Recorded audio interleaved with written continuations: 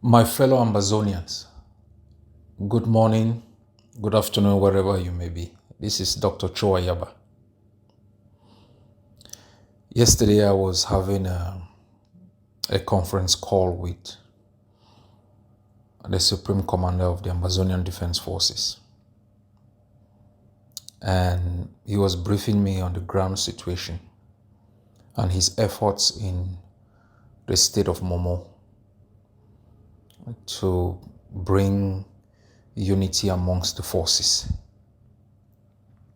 I wanted to know from him his model of unity, because this is very critical for any successful outcome in terms of a process of collaboration. Every stakeholder in collaboration has something that is important for them, and you must factor that into a model. He told me about meetings he's had with forces in Bessie and meetings he's had with Comrade Sikot. So when I asked him about his model, he said he had no idea. He was just trying to see that they work together. But that doesn't work that way. And so he asked if he could put me on a 3-way conference call with Mr. Sikot. And I said yes. But all attempts to do that didn't work out. So the three of us could not speak. When I dropped the call, a few moments later, Baba 4 informed me of the passing of Commando. I tried to get back to ground command to get confirmation, but I couldn't. And later on, I got a call from the commander of Momo asking me if I've heard about the information, and I said yes. And he said they have not gotten confirmation. And that's why I've not been able to make any statement. I will do that once there is confirmation. I've seen a post circulated from Mr. Sikot, who exercises some control over those forces. But we are waiting for more evidence on the passing of Commando. That will be a very, very big loss in our struggle. Every struggle has memories. The bad memories, the good memories. They are all part of the picture we will build about our journey towards freedom. If we build a memory of only the saint, it will be a very bad memory. It will look like a garden of only one flower. The reason why I'm making this audio is to draw the attention to our people. The life is a journey. The destination sometimes might be irrelevant. The journey itself is very, very important. As a mathematics student, sometimes if you are given a mathematical equation and you miss the answer, but you can show process, you might score 95% of the marks. So we should take our journey as important as we take our destination. And we should do all in our powers to make our journey worth remembering, to make positive contribution in our journey towards independence. It's easy to be rogue. It's easy to be bad. It's easy to be notoriously evil. It takes guts to be a nice person in a world full of self-interest. And I call on all of our people to exercise caution in everything they do in this journey towards our self-actualization. I know it's not easy coming from a system that is corrupt, where vices and notoriety and all evil makes you more visible. What is going on in Buis is important. is important. And I ask everyone to pray for the forces in Bui. The reason why collaboration has failed in our struggle has been because individuals have always used collaboration to attempt to hijack either leadership or to exercise dominance. They've never presented a model that makes everyone equal. The kind of model you have in the United Nations. Within the United Nations, there are countries, massive population. There are countries that are, a couple of millions. There are countries whose GDP is so massive that the GDPs of states within those countries far surpasses the cumulative GDPs of many other states put together. The military power of those countries is so far ahead of others. But the model of the UN is on the basis of juridical equality, that every state is equal. One state, one vote. Every state has the same opportunity. Even though you have the Security Council with powerful influencers with veto power. Any attempt by any group or individual to exploit unity for their own advantage, it doesn't work, never works, and has never worked. Aijo learned that, Bia learned that, Cameroon learned that, and we have learned that in the past 5 years. In Bui today, our forces are trying to come together. I say this for the record. I spoke to No Pity for the first time, almost 5 days ago. And I advise that they do everything in their powers to avoid bloodshed amongst forces.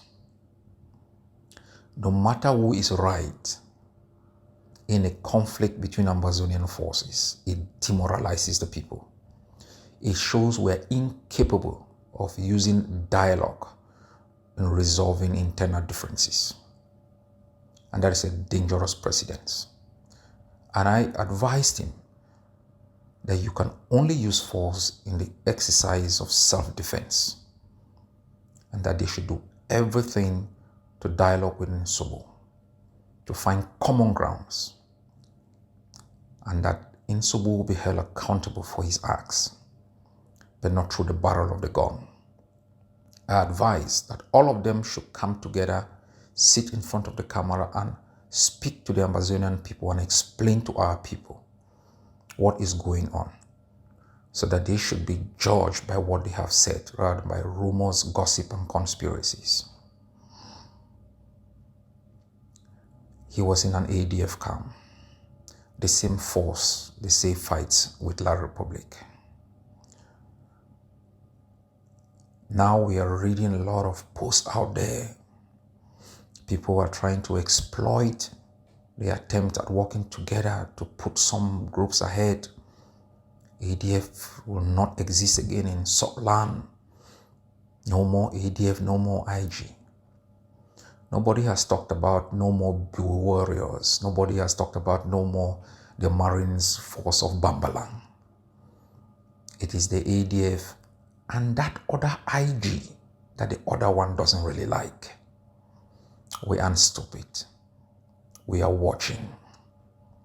Those who are sitting and hoping to jump ahead on the blood of those who have sacrificed must know that we are ready for them. They have attempted to bunch Akosi and the Sakosa, the evil. We are listening and we are watching. The Amazonian Governing Council has no interest in power.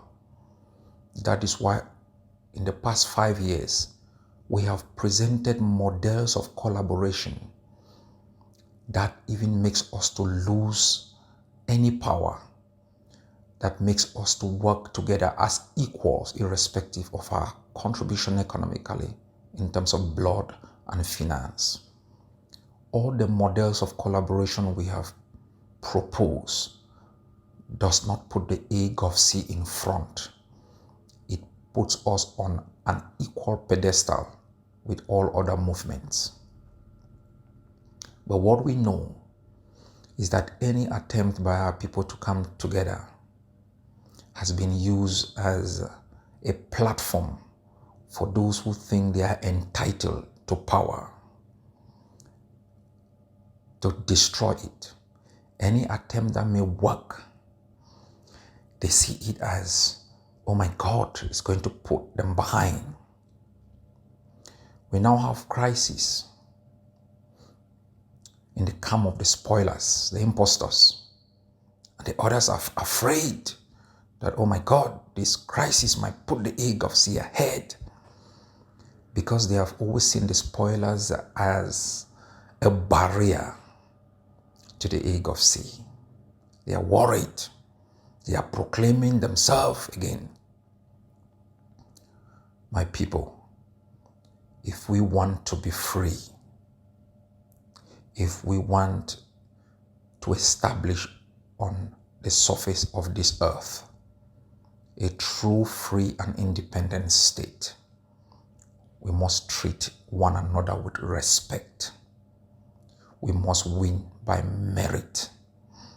We must not cheat. No shortcuts. We should never use blackmail as a weapon to outsmart each other. We should never ride on the blood of others.